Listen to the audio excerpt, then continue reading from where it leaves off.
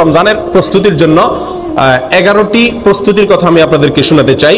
11টি tips দিতে চাই, যে টিপসগুলো আমাদেরকে সহায়তা করবে রমজান মাসকে সুন্দরভাবে কাটানোর জন্য। যেই উদ্দেশ্যে আল্লাহ তাআলা রমজান দিয়েছেন, যে উদ্দেশ্যে আল্লাহ তাআলা সিয়াম দিয়েছেন, তাকওয়ার পথে আমরা অগ্রসর হওয়ার জন্য এই 11টি পরামর্শ ইনশাআল্লাহ আমাদের কাজে আসবে। তার ভিতরে প্রথম হলো তওবা এবং ইস্তেগফার করা। কি করা ভাই? তওবা এবং ইস্তেগফার করা। কেউ যদি আল্লাহর কাঠগড়ার আসামি থাকেন, আগে থেকে তার নামে মামলা হয়ে থাকে, আগে থেকে তিনি দাগী আসামি হয়ে থাকেন, তাহলে নতুন করে আল্লাহর পক্ষ থেকে কোন নেক আমলের তৌফিক তার জন্য পাওয়া একটু কঠিন। এজন্য আগের যে অপরাধগুলো আছে, রমজান আসছে সেই জন্য আল্লাহর কাছে সেগুলোর জন্য তওবা ইস্তেগফার করে নতুন করে জীবন গড়ার জন্য সংকল্প করতে হবে।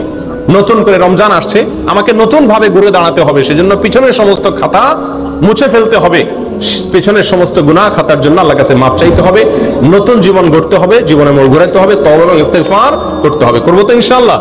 এখন থেকে তওবা এবং ইস্তেগফার করে রমজানের জন্য আমরা প্রস্তুতি গ্রহণ করবো ইনশাআল্লাহ। এটা হলো রমজানের প্রথম প্রস্তুতি, তওবা ইস্তেগফার, ফিরে আসা, অন্যায় কাজ থেকে এখন থেকে ফিরে আসতে শুরু করা এবং আল্লাহর কাছে মাপ চাওয়া। আল্লাহর কাছে মাপ চাইলে আল্লাহ সুবহানাহু ওয়া তাআলা যদি ক্ষমা করেন, তাহলে ইনশাআল্লাহ নতুন করে নেক আমলের তৌফিক এবং সুযোগ আমরা লাভ করবো ইনশাআল্লাহ। দ্বিতীয় যে কাজটি করতে হবে সেটা হলো কোরআন এবং সুন্নায় রমজান মাসের যে সমস্ত ফজিলত, মর্যাদা, করণীয়র কথা বলা হয়েছে, যে সমস্ত উপকারিতার কথা বলা হয়েছে, সেগুলো এখন থেকে বেশি বেশি আলোচনা করতে হবে, পড়তে হবে, জানতে হবে এবং কল্পনা করতে হবে।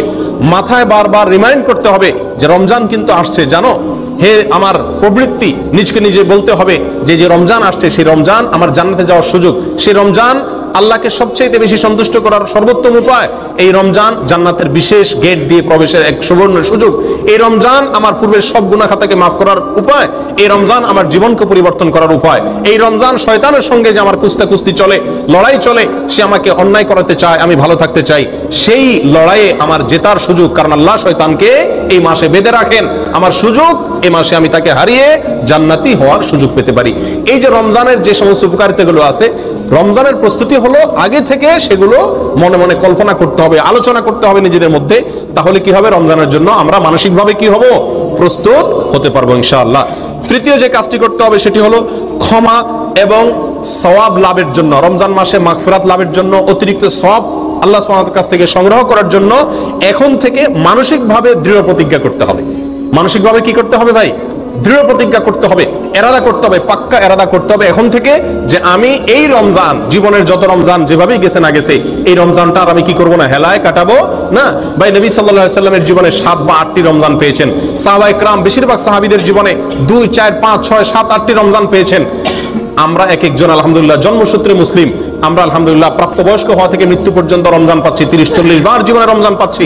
তারা জীবনে 2, 4, 6টি, 7টি, 8টি রমজান পেয়েছেন, প্রাপ্তবয়স্ক হয়েছেন, 40-45 বছরে মুসলমান হয়েছেন, কয়েক বছর পরে মারা গেছেন, শহীদ হয়ে গেছেন, জিহাদের ময়দানে গেছেন, মাত্র কয়েক বছর রমজান পাইছেন। রমজানের রোজা ফরজ হয়েছে যখন, তারপর নবী সাল্লাল্লাহু আলাইহি ওয়াসাল্লাম মাত্র 7-8 বছর বেঁচে ছিলেন। তাহলে অল্প কয়েকটা রমজান পেয়েছেন, কিন্তু সেগুলোকে এত সুন্দর ব্যবহার করেছেন যে তাদের জীবনে তারা সফল হয়ে গেছেন। প্রিয় বন্ধুগণ, আমরা 30-40টা রমজান পাইও সেগুলোকে সফলভাবে কাটাতে পারি না। এর অন্যতম একটা কারণ হলো এটার জন্য আমাদের পূর্ব প্রস্তুতিটা ভালোভাবে থাকে না। অতএব প্রিয় বন্ধুগণ, রমজানের তৃতীয় প্রস্তুতি হলো আল্লাহর পক্ষ থেকে এই মাসের খায়ের, বরকত, ক্ষমা, মাগফিরাত এগুলো পাওয়ার জন্য মানসিকভাবে দৃঢ়ভাবে কি করতে হবে? পাক্কা ইচ্ছা এবং প্রতিজ্ঞা করতে হবে যে না, এই রমজানে আমার টাকা আসুক আর না আসুক, ব্যবসা হোক আর না হোক, অন্য কোনো দিক থেকে লাভ বা ক্ষতি যাই হোক না কেন, আমি প্রতিজ্ঞা করলাম এই রমজানটা আমি ব্যতিক্রম রমজান কাটাবো, এই রমজানে আমি আমার মালিককে খুশি করে ছাড়বো, এই রমজানে আমি আমার জাহান্নামের খাতায় নাম যদি লেখা হয়ে থাকে আল্লাহ না করুক কাটায় ছাড়বো, এই রমজানে আমি জান্নাতীদের খাতায় নাম লেখাই ছাড়বো ইনশাআল্লাহ। এজন্য প্রতিজ্ঞা করতে হবে। 4 নম্বর যে প্রস্তুতিটা নিতে হবে প্রিয় বন্ধুগণ, সেটা হলো এই রমজানের আগে, গত বছর বা তার আগের জীবনের কোন রমজানের রোজা যদি কাজা হয়ে থাকে, এই শাবান মাসের শেষ হতে না হতেই সেই রোজাগুলো আগে কি করতে হবে? রাখতে হবে। একটি রমজান আসার আগে আগেই পূর্বের রমজানের রোজা কি করতে হয়? কাজা করে শেষ করতে হয়। যদি থেকে থাকে সেগুলো পূরণ করতে হবে। মা বোনদের থাকার সম্ভাবনা থাকে, তাদের শেষ করার জন্য উৎসাহ দিতে হবে। নিজেদের থাকলে কোনো অসুস্থতার কারণে বা কোনো কারণে যদি রমজানের রোজা বাদ যেয়ে থাকে, তাহলে এই রমজানের আগে আগে সেগুলো শেষ করতে হবে। এটা হলো 4 নম্বর প্রস্তুতি। নাম্বার 5, আল্লাহ সুবহানাহু ওয়া তাআলা সাধারণ যে ক্ষমা ঘোষণা করেন রমজান মাসে, ওয়ালিল্লাহি উতাকাউ মিনান নার, আল্লাহ সুবহানাহু ওয়া তাআলা রমজান মাসে বহু লোককে ক্ষমা করে দেন, বহু লোককে আল্লাহ তাআলা কি করেন? ক্ষমা করে দেন, মুক্ত করে দেন জাহান্নাম থেকে। এই যে আল্লাহ সাধারণ ক্ষমা, এটা পাওয়ার জন্য কোন কোন হাদিসে কয়েকটি শর্ত আছে, তার ভিতরে একটি হলো শিরক থেকে মুক্ত হওয়া। কি থেকে মুক্ত হওয়া? শিরক থেকে মুক্ত হওয়া। আরেকটা হলো হিংসা থেকে মুক্ত হওয়া।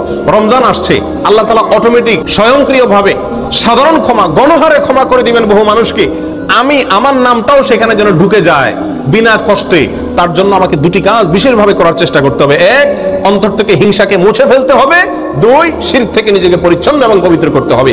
এই দুটো কাজ যদি আপনি করতে পারেন, তাহলে রমজান মাসে সাধারণ ক্ষমা পাওয়ার জন্য আপনি ইনশাআল্লাহ উপযুক্ত হয়ে যাবেন। তাহলে এখন থেকে রমজানের যে 5 নম্বর প্রস্তুতি, সেটা হলো সাধারণ ক্ষমা লাভের জন্য হিংসা এবং শিরক থেকে নিজেকে কি করতে হবে? পবিত্র এবং পরিচ্ছন্ন করে নিতে হবে। প্রিয় বন্ধুগণ, রমজানের 6 নম্বর প্রস্তুতি হলো রমজান এবং সিয়াম, রোজা সম্পর্কিত মাসালা মাসাইল যেগুলো আছে সেগুলো সব অর্জন করতে হবে। ফরজ এর ইলম শিক্ষা করা ফরজ, সুন্নতের ইলম শিক্ষা করা সুন্নত, ওয়াজিবের ইলম শিক্ষা করা ওয়াজিব। প্রিয় বন্ধুগণ, অতএব রমজান মাসের রোজা কিসে ভাঙে, কিসে দুর্বল হয়, কিসে সেটার মান কমে যায়, কিসে তার মান বাড়ে, কিভাবে করা উচিত, কিভাবে করা উচিত নেই সংক্রান্ত জ্ঞান অর্জন করতে হবে। ঠিক না ভাই? ঠিক। এটা আমাদেরকে রমজানের প্রস্তুতির অংশ হিসাবে করতে হবে। 6 নম্বর। 7 নম্বর যে প্রস্তুতিটা নিতে হবে সেটা হলো পিছনের যে সমস্ত রমজান আমাদের কেটে গেছে, গত বছর তা আগের বছর বিভিন্ন রমজান চলে গেছে না, সেই রমজানগুলোতে আমরা আমল করতে পারি নাই অনেকে। ঠিক না ভাই? ঠিক। রমজানের পরে আফসোস করি। আফসোস করে লাভ নাই। আগে থেকে ভালো করে প্রস্তুতি না নিলে আপনার সময় চলে যাবে ঠিকই, আবার প্রত্যেক রমজানের পরে কি করবেন? আক্ষেপ করবেন, হায় আফসোস করবেন। কোনো লাভ নাই, এটা অযথা আফসোস করা। প্রিয় বন্ধুগণ, বিগত রমজানগুলোতে আমি কেন নেকামল করতে পারি নাই? কেন আমার তারাবিটা পড়া হয় নাই? কেন আমার কোরআন কারীম ভালো করে পড়া হয় না একবার? কেন আমার অর্থ সহকারে কোরআন বোঝা হয় নাই? কেন আমার কোরআনের হালাকে বসা হয় নাই? কেন আমার প্রচুর পরিমাণ দান করা হয় নাই? কেন আমার অমুক কাজটা করা হয় নাই? কেন মিসকিনদেরকে ইফতার করতে পারি নাই? কেন রোজাদারকে ইফতার করতে পারি নাই? কেন দান দক্ষিণা করতে পারি নাই? কেন ওই আমলটা করতে পারি নাই? কেন তো সেই আমলটা করতে পারি নাই? কেন ইতিকাফ করতে পারি নাই? কি সমস্যা ছিল সেগুলো এবার রমজানের আগে চিহ্নিত করতে হবে যে গত বছর আমি কেন করতে পারি নাই। বন্ধুর কারণে, রুমমেটের কারণে, টাকার লোভের কারণে, কি সমস্যার কারণে, সেটাকে চিহ্নিত করতে হবে। করে এই বছর রমজানের আগে আগে সেই কারণগুলো থেকে নিজেকে পরিচ্ছন্ন করে নিতে হবে। তাহলে ইনশাআল্লাহ এবার রমজানটা আপনি সুন্দরভাবে এবং ভালোভাবে কাটাতে পারবেন। আল্লাহ আমাদেরকে তৌফিক দান করেন। প্রিয় বন্ধুগণ, 8 নম্বর প্রস্তুতি হলো রমজানের যে নেক আমলগুলো আছে এগুলো শাবান থেকেই তার প্রস্তুতিমূলক রিহার্সেল শুরু করে দিতে হবে, মহড়া শুরু করে দিতে হবে। গুরুত্বপূর্ণ কোনো কাজের আগে থেকে মানুষ কি দেয়? মহড়া দেয়। রমজান আসছে, এই জন্য রোজা রাখতে হবে। শাবান মাসে নবী সাল্লাল্লাহু আলাইহি ওয়াসাল্লাম রোজা শিখাইছেন। মহড়া এখন থেকে কোরআন তেলাওয়াতের অভ্যাস করা যাতে রমজান করতে সুবিধা হয়, এখন থেকে রমজানের আমলগুলোর কি দিতে হবে? মহড়া দিতে হবে। এটা হলো রমজানের 8 নম্বর প্রস্তুতি। 9 নম্বর যে প্রস্তুতির কথা বলবো সেটি হলো যাতে সুন্দরভাবে ব্যবহার করতে পারি, রমজান মাসের 24 ঘন্টার রুটিন করতে হবে। কি করতে হবে ভাই? রুটিন করতে হবে। সকাল থেকে সন্ধ্যা পর্যন্ত ডিউটিতে থাকি আর যেখানে থাকি, আমি কোন মুহূর্তটি কিভাবে আল্লাহকে সন্তুষ্ট করার চেষ্টা করব, কোন মুহূর্তটি আমি ডিউটির সময় আল্লাহকে কিভাবে সন্তুষ্ট করার চেষ্টা করব, রুমে আসার পরে আমার মালিককে কিভাবে সন্তুষ্ট করব, আমি কিভাবে আল্লাহর অসন্তুষ্টির পথ থেকে ফিরে আসব, পুরা দিনের ছক আঁকা। এটা এখন থেকে কি করা? তালিকা করে নেওয়া। কথা বুঝে আসছে ভাই? 10 নম্বর যে প্রস্তুতি, রমজানের 10 নম্বর প্রস্তুতি হলো শুধুমাত্র হেলাল কমিটির দিকে চেয়ে থাকি আমরা শাবানের শেষ তারিখে যে রমজানের চাঁদ উঠছে কিনা। সবাই আজকাল এখন তো হেলাল কমিটিও না, মোবাইলের দিকে তাকায়, টেলিভিশন আর রেডিওর খবরের দিকে তাকায় যে চাঁদ ওঠার কোনো খবর আসছে কিনা। চাঁদ দেখার সুন্নতটা পৃথিবী থেকে বিদায় হওয়ার পথে। হেলাল কমিটির লোকজন, চাঁদ দেখা কমিটির লোকজন চাঁদ দেখবে, ঠিক আছে, কিন্তু আমাদেরও চাঁদ দেখার জন্য চেষ্টা করা উচিত। এই সুন্নতটা দুনিয়া থেকে বিদায় হয়ে গেছে। চাঁদ দেখার একটা দোয়া নবী সাল্লাল্লাহু আলাইহি ওয়াসাল্লাম শিক্ষা দিয়েছেন, আল্লাহুম্মা আহিল্লাহু আলাইনা বিল আমনি ওয়াল ঈমান ওয়াস সালামাতি ওয়াল ইসলাম। আল্লাহ নিরাপত্তা এবং শান্তি নিয়ে যেন এই চাঁদ আমাদের মাঝে আগমন করে, এই দোয়া নবী সাল্লাল্লাহু আলাইহি ওয়াসাল্লাম শিক্ষা দিয়েছেন। অতএব রমজানের প্রস্তুতি 10 নম্বর প্রস্তুতি হবে শাবানের শেষ তারিখে, 29 তারিখে যার যার সাধ্য অনুযায়ী চাঁদ দেখার জন্য পশ্চিম আকাশে একটু অনুসন্ধান চালানো। 11 নম্বর সর্বশেষ রমজানের প্রস্তুতি হলো ভাই বেশি বেশি আল্লাহর কাছে দোয়া করা এখন থেকে, মালিক আমি যতই চেষ্টা করি তোমার তৌফিক না হলে কোনো ভালো কাজ করার তৌফিক হবে না। আল্লাহ রমজানে কত মানুষ সৌভাগ্যবানদের কাতারে নাম লেখাবে, আল্লাহ কত মানুষ ক্ষমাপ্রাপ্ত হয়ে যাবে, আল্লাহ কত মানুষ জান্নাতি হয়ে যাবে। মালিক আমি যেন সেই সৌভাগ্যবানদের কাতারে হতে পারি। আল্লাহ তুমি একটু আমাকে তৌফিক দিও, সহজ করে দিও।